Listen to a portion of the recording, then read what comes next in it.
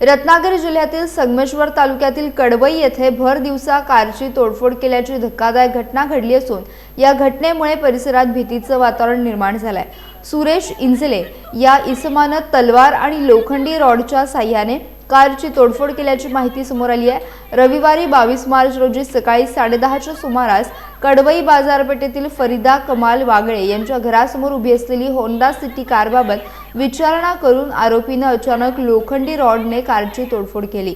सदर कार ही हर्षद मोडक यांच्या मालकीची असल्याचं सांगितलं जात आहे। घटना पूर्ववैमनस्यातून झाल्याचा प्राथमिक अंदाज व्यक्त करण्यात येत आहे। या प्रकरणी फरीदा वागळे यांनी संगमेश्वर पोलीस ठाण्यात तक्रार दाखल केली असून आरोपी सुरेश इंजले आणि अन्य 2 अनोळखी इसमांविरोधात गुन्हा दाखल करण्यात आला आहे। या घटनेचा पुढील तपास police head constable S Jadhav करत असून पोलीस अधीक्षक नितीन बगाटे यांच्या मार्गदर्शनाखाली प्रभारी पोलीस निरीक्षक उदयकुमार झावरे यांनी परिसरातील परिस्थिती नियंत्रणात ठेवण्यासाठी उपाययोजना सुरू केल्या आहेत।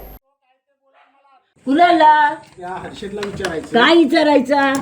तुमचं नाव काय? ते तुला काय करायचंय, तू मध्ये पडायचं नाही। अरे माझ्या घरा येता मग मी का नाही मध्ये पडायचा? विचारायला आलो नक्कीच ही गाडी माझ्या घरा येता ना मग मी का नाही पडायचा? काम बंद करून दे। फोटो काढ त्याचा, फोटो काढ।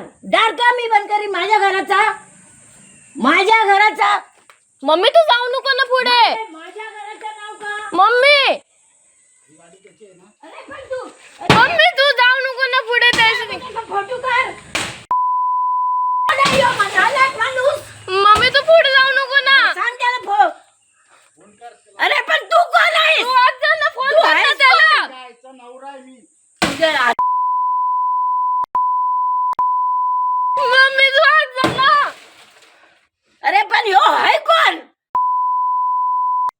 माझ्या घरांची माझा का नुकसान? तुझं करते का आहे त्याचं? अरे माझी गाडी आहे, त्याची आहे।